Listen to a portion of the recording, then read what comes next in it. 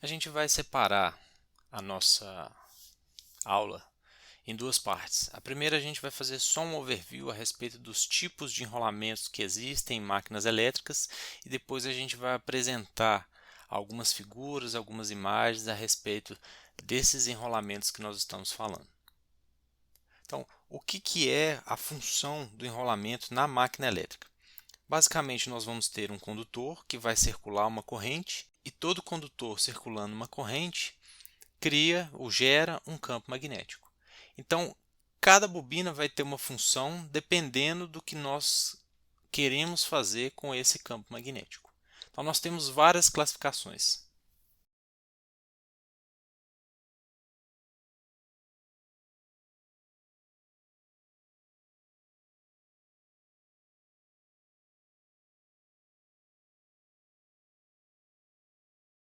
Agrupados de acordo com a função, nós temos alguns tipos de enrolamento.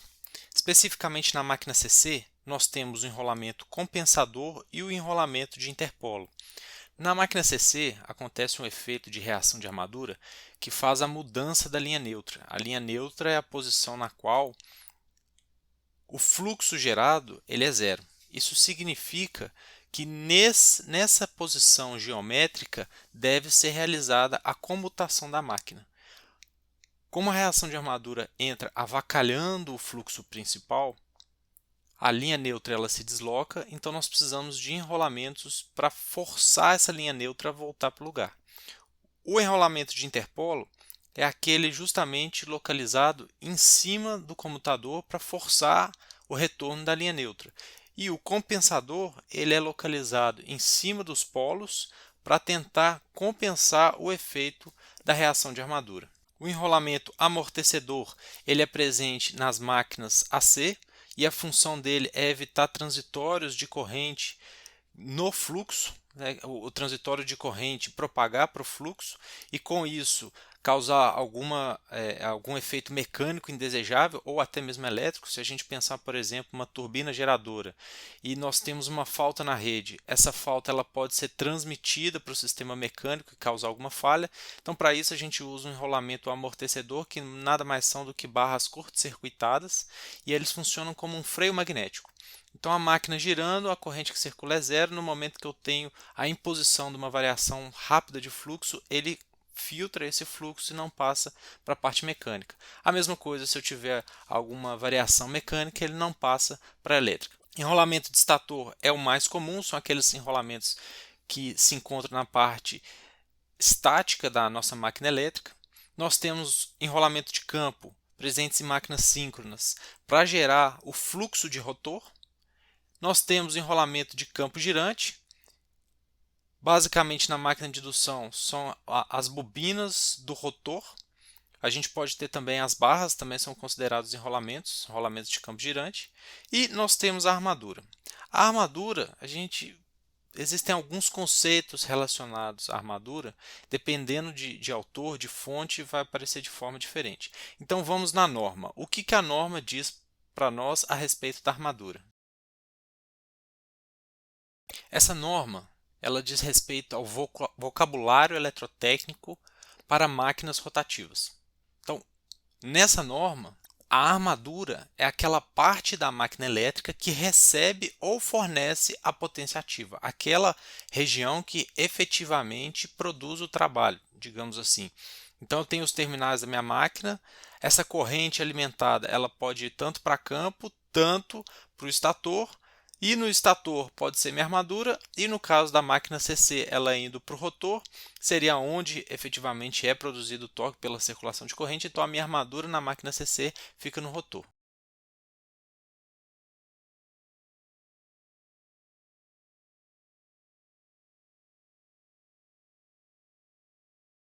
Então, completando, na armadura é a região que recebe ou fornece potência ativa. Para isso acontecer, é onde também se localiza o campo girante. E, por fim, é na armadura que é produzido o torque e a tensão induzida. Com essas três premissas, a gente consegue identificar o que é uma armadura na máquina elétrica. O que é importante é que na máquina de indução, especificamente, não se chama armadura as bobinas de estator. por ser, pelo princípio de funcionamento da máquina de indução, ela não leva o nome de armadura. Feita essa primeira triagem, separando de acordo com a função, a gente também pode separar as bobinas de acordo com a sua geometria e ligação.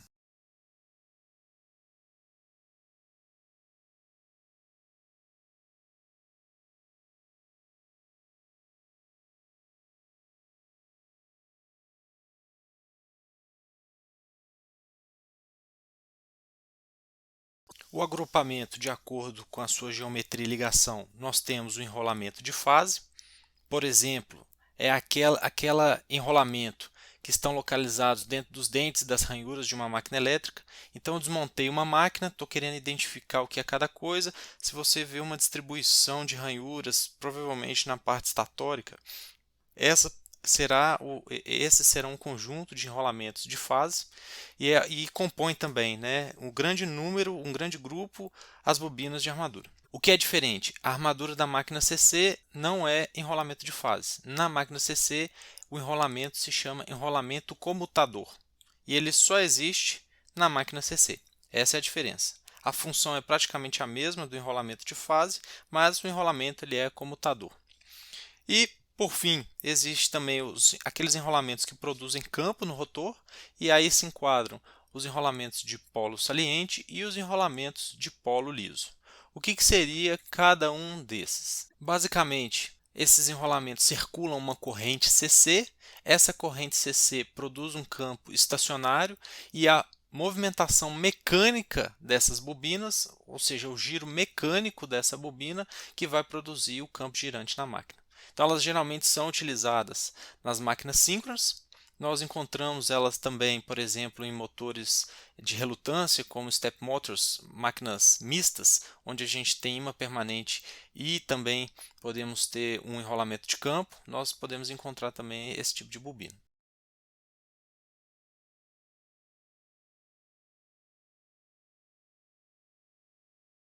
Faltou também, quando eu falei da bobina de campo, ela também entra na máquina CC. Só que diferente da máquina síncrona, essa bobina de campo na máquina CC ela não rotaciona. Ela se mantém estática e o que gira seria a armadura.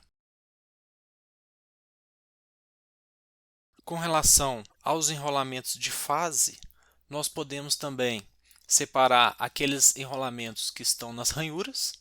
E esses enrolamentos que estão nas ranhuras, eles podem conter tanto os enrolamentos de fase, quanto os enrolamentos, por exemplo, de polo liso, os enrolamentos de bobinas comutadoras, bobinas compensadoras e também as bobinas amortecedoras.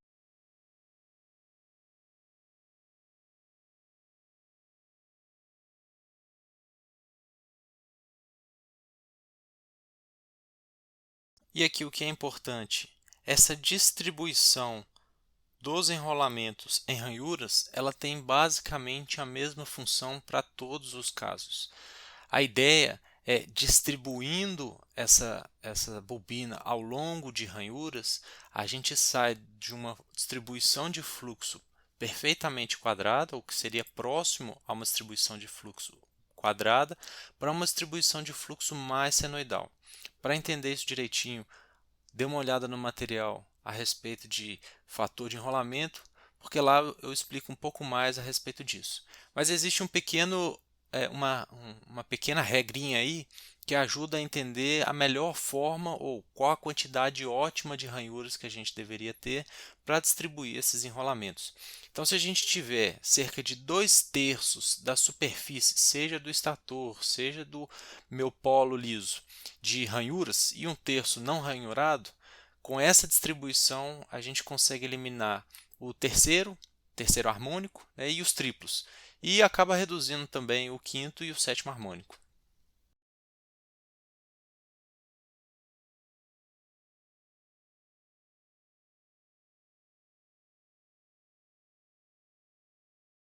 Além disso, o que é importante a gente falar de enrolamento sobre a cabeça de bobina. os aspectos de montagem eles vão acabar alterando o fluxo de dispersão, pois na cabeça de bobina, como eu não tenho fluxo enlaçado, todo o fluxo produzido ele é disperso. Mas depende muito se essa cabeça de bobina, né, na hora de bobinar a máquina, ela se sobrepõe, se ela passa uma por dentro da outra, se ela é concêntrica, se ela, dependendo da forma que ela é feita, podem gerar distribuições de dispersão de fluxo diferentes. E isso fica só a título de informação, eu vou mostrar logo mais uma imagem para vocês para mostrar isso.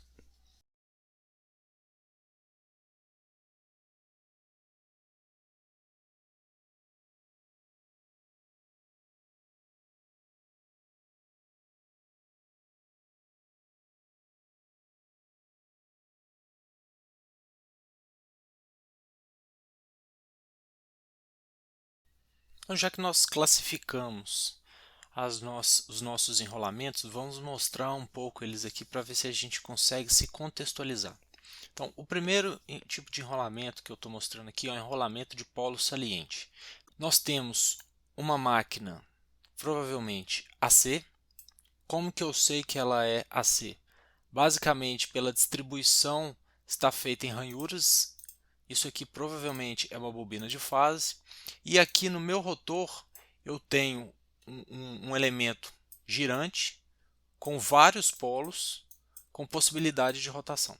Então isso aqui é uma máquina síncrona que usa enrolamento de campo para gerar o campo girante que vai interagir com o campo girante do estator. Em cada uma desses polos salientes eu vou ter o meu eixo direto e vou ter o enrolamento das bobinas. Então isso aqui é uma vista em corte, a bobina ela vem, passa aqui, vai lá atrás, volta e assim por diante, até preencher toda essa região ilustrada na figura. Ao circular uma corrente contínua, ela vai produzir um fluxo magnético. Esse fluxo magnético, se essa sapata for norte, ela vai estar apontando para fora e logo a próxima vai estar apontando para o sul.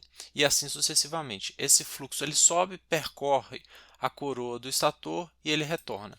Esse vai ser o campo gerado pelo rotor que vai interagir com o campo gerado pelo estator.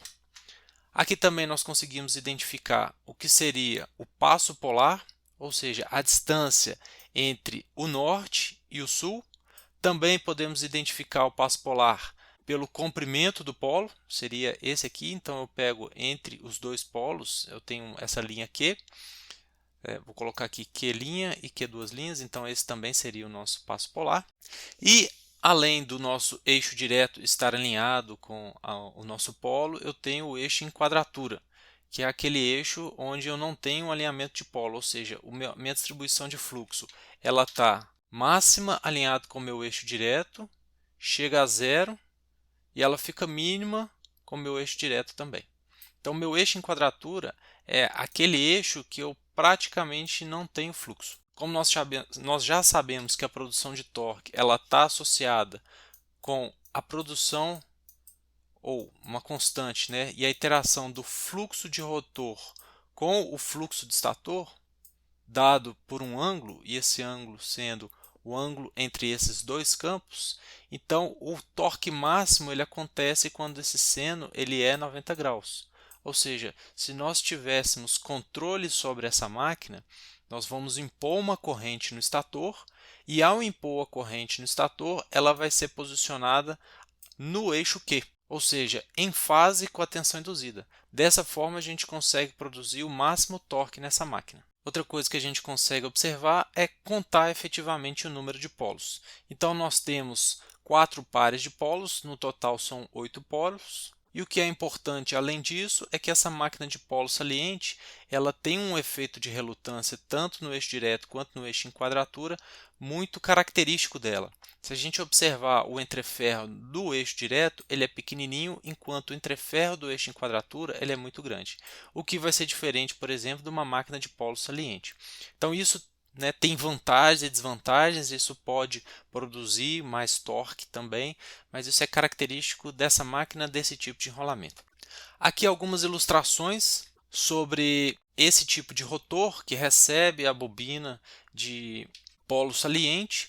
Então nós temos vários exemplos, aqui seria de uma máquina síncrona, E como que é feita, né, se isso tudo é girante, como é feita a conexão ou a alimentação da bobina, já que o rotor está girante, a gente usa anéis escovas, né, que são ilustrados aqui. Para a máquina síncrona, nós temos apenas dois contatos, positivo e negativo. Esses anéis escovas ilustrados aqui são, por exemplo, para a máquina de indução com rotor bobinado, que é essa ilustrada à direita. E um outro exemplo seria aqui o alternador veicular, essa geometria de Clopolo, que são de garras.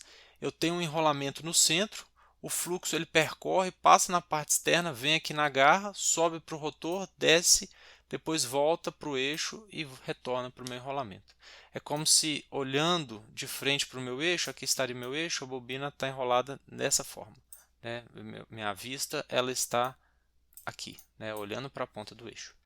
Como eu comentei sobre vantagens e desvantagens, o polo saliente ele pode ter uma geometria de polo diferente que pode melhorar ou piorar o perfil da onda de densidade de fluxo no entreferro. É claro que se a ideia é aproximar por um seno no entreferro, o projetista ele sempre vai considerar uma geometria ótima para que isso aconteça. Mas, por exemplo, pode ser que o objetivo seja a densidade de potência ou até mesmo melhorar o desempenho e aí eu acabe produzindo um pouco de torque pulsante. Dependendo da aplicação, isso não tem problema. Como é o caso, por exemplo, que eu acabei de mencionar do alternador veicular. O objetivo lá é fazer uma máquina barata, não é uma máquina com uma distribuição de fluxo no entreferro senoidal. Então, naquela situação, o rotor do tipo garra ele é razoável para a aplicação. Cada situação vai demandar um perfil, né, um projeto de máquina diferente e um funcionamento da bobina diferente. Seguindo, falando ainda de enrolamento de campo, nós temos o enrolamento de campo em rotor de polo liso. Aqui a indutância de eixo direto e de eixo em quadratura é praticamente a mesma, já que o nosso entreferro ele é uniforme. O que significa isso? Em qualquer região que nós olharmos, a distância entre o rotor e o estator ela é a mesma. Eu não tenho variação de relutância em nenhuma das regiões.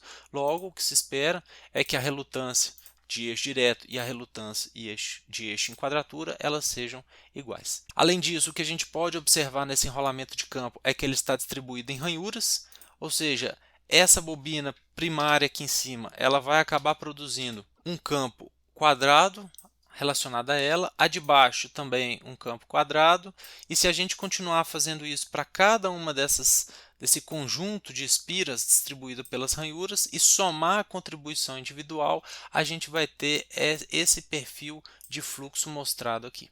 Então a gente se aproxima do que seria numa distribuição de fluxo senoidal. E esse degrauzinho, ou seja, essa contribuição individual em função de cada ranhura, ou esse passo de cada ranhura, ele vai ser dado pelo número de condutores na ranhura, esse ZQ é o número de condutores na ranhura, multiplicado pela corrente que está sendo conduzida em cada um desses condutores. Esse vai ser a nossa contribuição de fluxo e a gente consegue derivar isso pela lei de Ampère, né? O HDL. O HDL vai ser a corrente líquida. A corrente líquida pode ser dada por NI, né? No nosso caso vai ser Z, ZQ e F. Falando a respeito da cabeça de bobina, eu comentei que dependendo da forma que for adotado o enrolamento na máquina, a gente pode ter um perfil de cabeça de bobina diferente. O que é importante acrescentar nessa minha fala também é que dependendo da bitola do condutor, isso também vai ser importante. A gente às vezes vai utilizar um condutor muito fininho e a cabeça de bobina ela fica relativamente pequena, então a dispersão cai. Mas ao mesmo tempo, fazer uma cabeça de bobina pequena dificulta a refrigeração. Se você já tiver a oportunidade de olhar as máquinas industriais de indução da WEG, elas têm um tamanho ou uma altura de cabeça de bobina mais ou menos padronizada, porque daquela forma o fluxo interno de ar ele circula e consegue refrigerar a máquina. Então, em linhas gerais, nós temos basicamente dois tipos de enrolamento, falando de enrolamentos em passo pleno, que seria o enrolamento concêntrico, que é esse ilustrado aqui em cima. Então nós pegamos o nosso condutor, vamos para as ranhuras mais externas possíveis e depois retornamos para as ranhuras internas. Isso é identificado no catálogo da WEG, como por exemplo bobinas 1, 8, 10, 12. Então ele vai pegando o passo. 1, 12 significa as bobinas mais externas, seria, por exemplo, a A1 e a A8 ilustrado aqui, né? E a próxima, que seria a 1 e a 10, no caso aqui, então seria 1, 6 e 8. Então, de 1 até 8 eu tenho 8, de 2 até 7 eu tenho 6. Esse seria o enrolamento concêntrico. E temos também o Diamond Winding, que a referência também no manual de bobinamento da WEG de ser enrolamento imbricado. É um enrolamento contínuo, então você começa, dá o passo pleno, retorna e vai seguindo sempre as ranhuras em passo pleno. Em resumo, qual que é a diferença?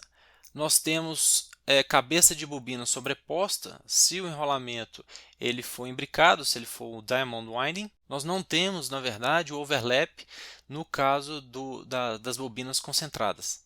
Elas acabam se cruzando quando a gente mistura isso aqui em fase, ou seja, isso aqui seria a fase A, mas a fase B ela está posicionada aqui. Então nós acabamos por ter as bobinas da fase A em contato com as bobinas da fase B. Os problemas disso: a gente pode ter faltas, falhas na máquina entre fases. Agora, se a gente conseguisse separar e não encostar essas bobinas, a gente elimina esse caso, mas são máquinas um pouco mais específicas, que a gente vai comentar um pouco mais para frente. Aqui uma outra ilustração, também mostrando a bobina concêntrica e a bobina imbricada, como que seria, na visão polar cada bobinamento. O que a gente consegue perceber que da 19 até a 14 aqui forma um polo. Esse polo ele se repete na 2 até a 7, no caso do 20 até o 13 também. Então são dois conjuntos identificados pela linha preta. E nós temos também nessa máquina, nós temos 4 polos, ou seja, esse aqui seria polo norte, esse aqui seria polo sul, e a região formada por essas duas ranhuras e essas duas ranhuras, ou seja, essa região aqui seria o nosso polo sul. Ilustrado também as demais fases, fase A, B, C, e aqui a bobina do tipo imbricado, em sequência. No enrolamento de fase, o que é importante a gente saber? Nós temos regiões de fases. O que significa isso? Então eu vou ter na minha máquina uma região onde eu vou poder distribuir as minhas ranhuras para poder distribuir os meus condutores.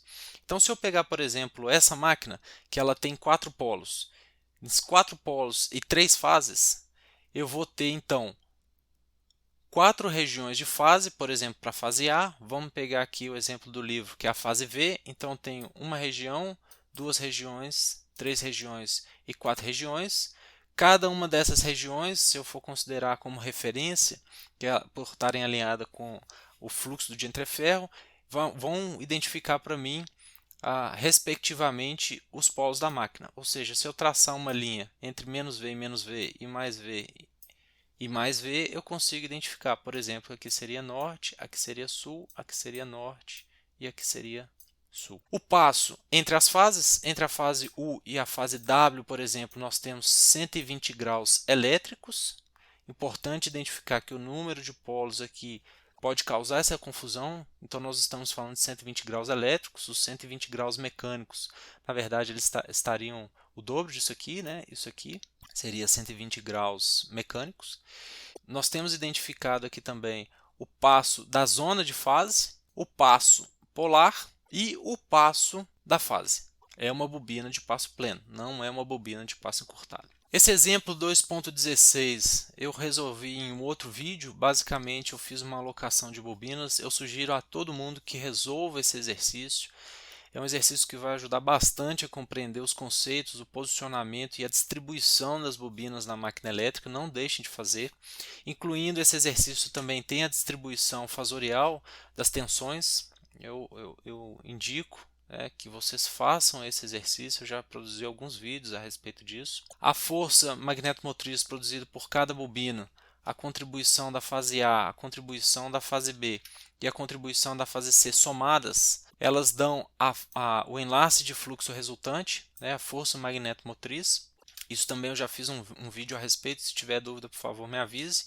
E aqui o fator de enrolamento também, eu já fiz um vídeo discutindo a respeito do fator de enrolamento. Aqui é só uma ilustração como é que a equação de fator de distribuição ela é derivada, mostrando também o que seria ou a diferença do passo polar, por exemplo, da fundamental para o passo polar de quinto harmônico, por que que isso difere, né, o fator de enrolamento. Passo encurtado, também já comentei alguma coisa, o que ficou faltando falar sobre o passo encurtado são as suas vantagens.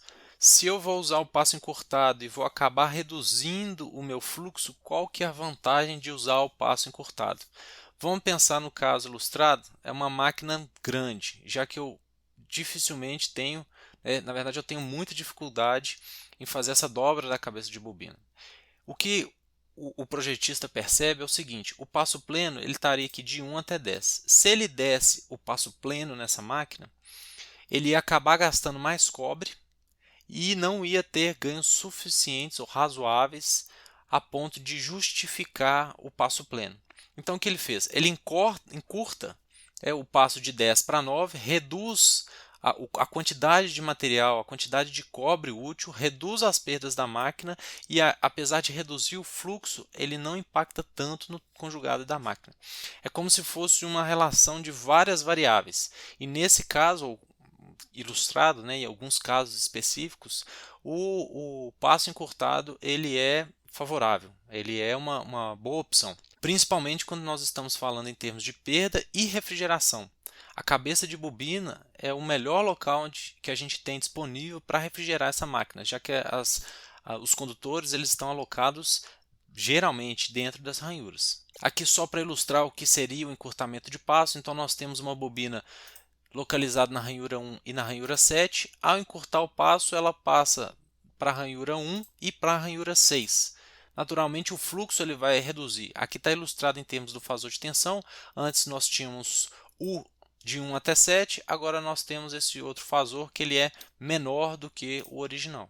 Isso aqui também eu mostrei no vídeo para vocês a respeito de fator de enrolamento. E por fim, essa bobininha aqui, eu tenho um vídeo de projeto falando especificamente desses motores.